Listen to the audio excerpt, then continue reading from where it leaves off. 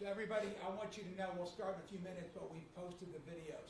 The video, we had technical issues, which is why we didn't post it sooner, but on PGPD News, the video is posted.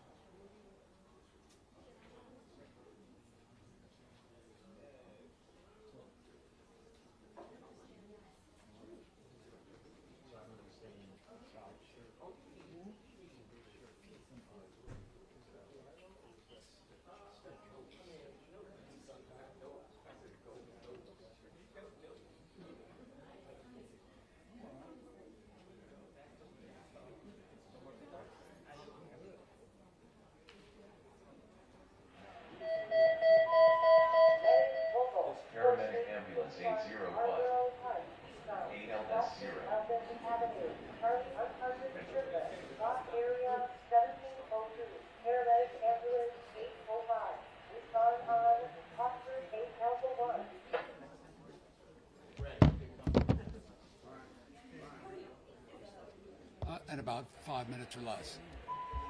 Mobile alarm, 2800 Elderhill Road, Cross Street, Norwood Drive. Fire alarm, box area 4104. Paramedic engine 841. Respond on Foster 8 Alpha 1.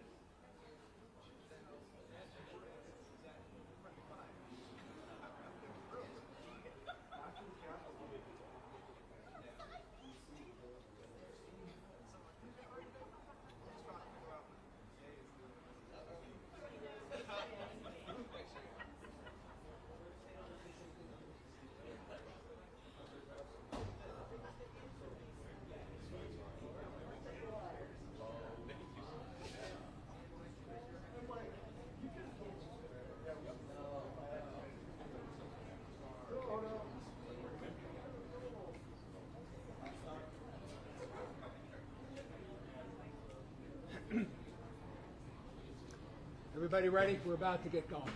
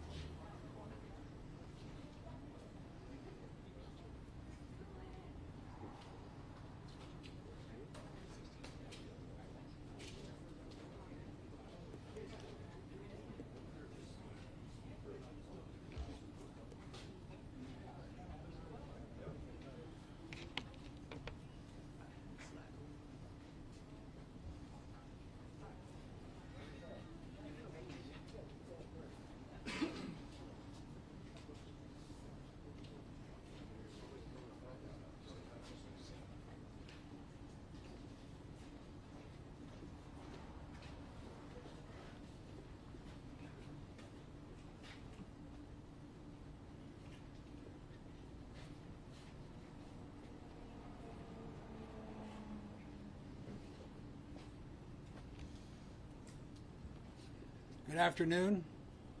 I'm Brian Fisher, the manager of the Media Relations Division for the Prince George's County Police Department, and I thank you all for coming to Firehouse 805. This afternoon, the police department is joined by the Prince George's County Fire and EMS Department, the Bureau of Alcohol, Tobacco, and Firearms, and our chief from Seat Pleasant. We are here to talk about an improvised incendiary device that was placed near this firehouse, endangering the first responders who were inside this house. Our first speaker today will be our chief, Demetria Michaelidis. Thank you, Brian. Good afternoon. I am Interim Fire Chief Demetria Michaelidis, and on behalf of County Executive Aisha Braveboy, welcome to Prince George's County Fire EMS Department, Capitol Heights Volunteer Fire Department Station 805. I want to begin by emphasizing that the safety of our community and our personnel is our highest priority. I want to extend my sincere gratitude to our police department, the ATF, and all the public safety partners with whom we work so well with on a daily basis. This collaboration underscores the strength of our public safety network in the region and our shared mission of keeping this community safe. Thank you to our firefighters, our paramedics, our EMTs, who continue to respond to every call for help with the same commitment and professionalism you expect from all of us. We take this matter very seriously, and we will not allow acts of intimidation to interfere with our service to the community. I'd like to now introduce Assistant Fire Chief and our Fire Marshal, Carol Spriggs, to tell you more. Thank you, ma'am. I'm Carol Spriggs, Assistant Fire Chief for the Prince George's County Fire and EMS Department, currently assigned to the Fire Investigations Division. On the morning of August the 13th, an individual was observed placing an improvised explosive device, or improvised explosive devices, near Fire Station 805. The Prince George's County Fire Department's bomb squad responded, rendered the devices safe, and recovered them for evidence. We then coordinated with the ATF to have that evidence examined at the ATF lab in Ammondale. A joint investigation with investigators from the Prince George's County Office of the Fire Marshal, the Prince George's County Police Department's Arson Task Force, and the Bureau of Alcohol, Tobacco, Firearms, and Explosives has been initiated. We are now asking for the media and the public to assist us in identifying the individual seen on camera placing the incendiary devices. A reward of up to $7,500 has been established for information leading to an arrest and a prosecution. The safety of the public and our first responders, who so proudly serve this community, is of vital importance. Thank you very much. I'm thankful to be joined with our public safety partners, Prince George's County Police, Town of Seat Pleasant, and the ATF. Thank you very much.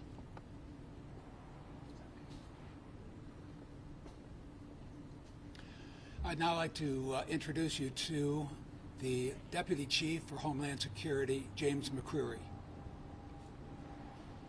Good afternoon, everyone. I'll be brief. Again, Deputy Chief James McCreary with our Bureau of Homeland Security. I just want to reiterate the collaborative effort that we have here from public safety. The Prince George's County Fire Department, our partners with ATF, Capitol Heights Police, but most importantly, the public has our full support from the Prince George's County Police Department in resolving this matter. The community is our greatest resource that we have in Prince George's County. That is what makes this place the greatest place in the nation to live in. That's why I'm proud to be a Prince George's County resident, and we're going to lean on the community today. We're going to call in that resource, and we're going to need your help to make sure that we bring this individual into custody. because he's getting progressively more dangerous and these devices have increased. We just started school this week. We have our young people going to school today. They're going to the bus stops. They're getting on the bus. They're walking to school with their parents. God forbid one of our young people get a hold of one of these devices and become harmed. That is the last thing that we need on our conscience is Prince George's County. Fire Chief discussed, we do have a reward, but I know that's the last thing on the minds of this community and the community that I know. I know that it will weigh on our conscience too heavily if anyone, one of our neighbors, one of our friends is injured by one of these devices. I know that, again, please take advantage of the reward, and the money is great, but I know that it will weigh too heavy on each and every one of us if someone is harmed by that. So I am looking forward to hearing from our community. I'm looking forward to making sure that we apprehend this individual quickly, and I look forward to working with everyone in the future. Thank you for making this community, thank you for making Prince George's County great. Speaking next will be the Special Agent in charge of the Baltimore office of the ATF, Charles Dorr. Good afternoon, and thank you, Prince George's County, for having us today. My name is Charles Dorr. I'm the Special Agent in charge of the ATF in Baltimore. We're here today because of the disturbing incident that happened, and we offer our full support to Prince George's County and to our other partners. Upon hearing about the incident, we deployed our arson explosive group, which came here to assist our partners, which included our certified fire investigators and our accelerant canine detection, both of which came and help process the scene. Agents processed the scene, we collected the evidence, and we sent that to the ATF laboratory in Avondale, Maryland. As the chief mentioned, we're offering $7,500 combined reward, leading to the arrest and conviction of the person responsible for this, and we cannot tolerate acts of violence towards our public safety partners. Thank you. I'd now like to introduce you to the Capitol Heights Police Chief, Mohammed Magasuba. Good evening. I'm Chief Magasuba of Capitol Heights Police Department. I would like to thank our public, especially our public is going to help us to solve this case. We have 2 elementary schools off of Capitol Heights Boulevard, and there's a lot of traffic going on in that area, so helping us to solve this matter will keep us public safe. Thank you.